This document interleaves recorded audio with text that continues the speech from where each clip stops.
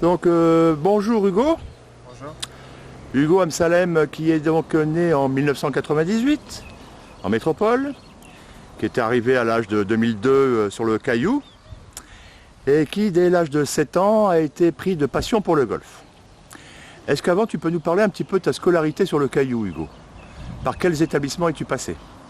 Alors j'étais d'abord à l'école maternelle Frangipanier. Après je suis allé à l'école primaire Fernand Le Riche, puis Mariotti, pour finir au La Pérouse et là où j'ai obtenu le bac, donc voilà, avant de partir faire mes études. D'accord, donc tu as obtenu ton bac, c'est une bonne chose. Oui, c'est essentiel avant, Donc avant de tu passer avais au social. 17-18 ans. Ouais, 18 ans. Ouais. Voilà. Et donc tu avais déjà la passion du golf chevillée au corps. Exact, ouais. Je l'ai un peu perdu pendant l'ado parce que bon, il y a d'autres caractéristiques qui rentrent en jeu et on a un peu besoin peut-être de faire autre chose quand on a fait énormément de golf avant. Donc pendant 2-3 ans, je ne savais pas trop si j'avais envie de continuer le golf. Et puis à 16 ans, je me suis dit, bon, bah, c'est vraiment ça que j'ai envie de faire, j'ai envie d'être pro, j'ai envie de gagner ma vie comme ça. Donc je me suis remis à fond dedans, je me suis entraîné, j'ai joué. Et puis maintenant, voilà, je suis passé pro D'accord. en avril Ok. cette année. Mais donc tu dis que tu as fait des études, on va dire, supérieures. Oui. Tu peux nous expliquer un petit peu le cursus que tu as choisi? Bah, je suis parti aux États-Unis pour pouvoir faire sport et études. J'ai d'abord été au Texas où j'ai fait un semestre à côté de Dallas. Après, je suis parti en Californie pendant 1 an et demi, 2 ans, là où j'ai validé mon diplôme en licence en business administration et finance. Et après ça, je suis parti en métropole pour pouvoir jouer à moindre coût en quelque sorte, parce qu'aux États-Unis ça coûte très très cher quand on n'a pas de famille là-bas, de sponsors en quelque sorte. On ne peut pas jouer parce que tout coûte super cher. Les billets d'avion c'est 3 fois plus cher qu'en Europe, les hôtels c'est 2 à 3 fois plus cher, les inscriptions c'est 2 à 3 fois plus cher. En gros, aux États-Unis, si on n'a pas d'argent, on ne peut pas vraiment jouer au golf ou vouloir être pro. Tu as une idée un peu plus précise du budget pour une année? Aussi bien aux États-Unis qu'en France?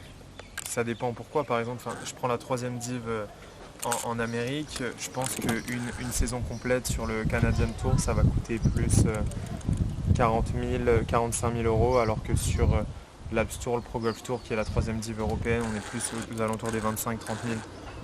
Donc ça coûte quand même 15 ou 20 000 plus cher, donc c'est quand même conséquent, c'est presque une full saison en Europe. D'accord. Alors j'ai vu que il me semble que ton dernier classement en tant qu'amateur, tu devais être 1944e.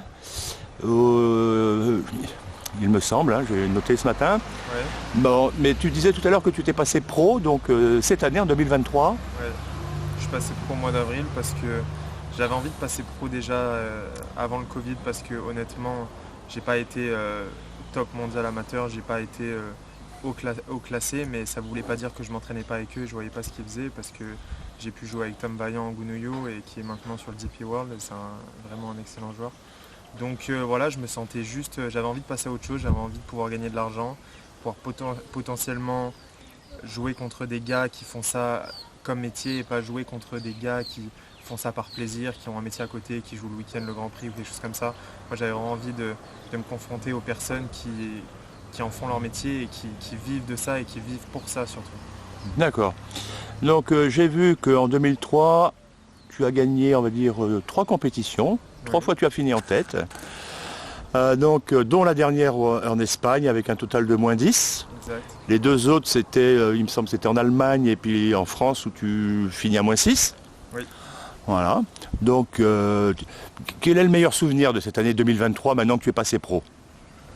Le meilleur souvenir de l'année 2023, je pense que c'est, y en a deux, je pense, c'est mon dernier coup sur le 18 en Allemagne où je plante le drapeau pour aller égaliser, faire premier ex-aequo, et aussi à la Grande Bastide dans le sud de la France près de Cannes, où aussi sur le dernier trou je fais un super coup proche du drapeau pour rentrer un putt assez difficile pour gagner. Je pense que c'est les deux souvenirs qui me viennent tout de suite à l'esprit et voilà, ça fait toujours plaisir de gagner. Après, le chemin est encore super long, j'ai encore énormément de travail à faire, énormément de points sur lesquels je peux m'améliorer et que j'ai envie de m'améliorer. Donc voilà, le golf c'est un travail constant, on apprend tous les jours qui on est, comment on réagit aux situations, quand on n'est pas bien, quand on se réveille et qu'on se sent moins bien que la veille. Tout ça c'est des choses qui font il faut être patient, il faut savoir accepter beaucoup, il faut s'entraîner très dur, il faut rêver, il faut avoir des objectifs très élevés surtout. Ok. Quand tu étais jeune, hein, moi je me rappelle très bien de toi là, tu avais la réputation de taper très fort la balle. Ouais. Pas les filles, hein, mais bien la balle, on est d'accord. Hein. Et donc notamment sur ce trou numéro 6 à Tina, où le plus souvent tu essayais de l'atteindre en un coup. Oui. C'est ça? Quand j'étais jeune, je tapais plus fort que les autres jeunes de mon âge, mais aujourd'hui tout le monde tape fort en fait. Je tape juste comme les autres. Maintenant, taper fort, c'est plus un atout, c'est normal. Si on tape pas fort, on peut juste pas rivaliser avec les autres, sauf si on a un jet de fer vraiment incroyable, mais je pense qu'aujourd'hui, le setup des parcours et comment ça va évoluer avec leur objectif en 2028 de potentiellement réduire le vol de la balle, ça va faire qu'il faut taper fort. D'accord. Alors, on continue donc avec cette année 2024 qui arrive là. Quelles sont tes ambitions et surtout où tu vas jouer, sur quel circuit? Alors, Ou est-ce que tu vas un peu naviguer à vue? En 2024, je vais jouer tous les tournois du Pro Golf Tour et l'objectif c'est terminer dans les 5 premiers pour pouvoir avoir un accès complet sur le Challenge Tour. Mais mon objectif aussi, vu que j'ai accès aux 3 Challenge Tour en France du fait que j'ai gagné les cartes du Pro Golf Tour, l'objectif c'est vraiment de gagner un de ces 3 tournois pour pouvoir continuer l'année sur le Challenge Tour et potentiellement terminer dans les 20 et finir sur le DP World en 2025. Ça c'est mon objectif. J'ai aussi envie et je vais tout faire pour jouer l'Open de France parce que c'est l'Open de France et c'est le tournoi national et ça fait toujours plaisir de jouer devant un public français et de pouvoir potentiellement performer. Donc ça c'est un de mes objectifs aussi, donc on verra bien. D'accord. Dernière question Hugo. Oui. Comme tous les enfants de Calédonie, tu as donc écrit une lettre au Père Noël. Et qu'est-ce que tu lui as demandé? Au Père Noël, qu'est-ce que j'ai demandé? Je sais pas, juste continuer à pouvoir faire ce que je fais et aimer ce que je fais. Et s'il pouvait m'amener beaucoup de birdies et beaucoup de victoires, ça serait cool. Ah, des birdies et des eagles? Et des eagles aussi potentiellement, et Hein? un Albatros si on veut, mais j'en ai pas fait encore.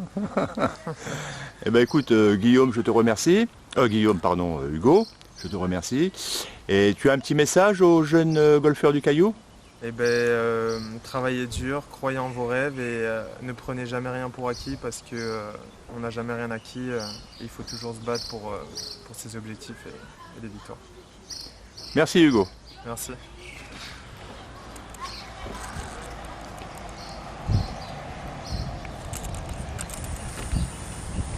Voilà, une vue magnifique sur l'arrivée du golfe de Tina. Donc vous avez là-bas le trou numéro 16 qui est tout au fond. Vous avez ensuite le trou numéro 17.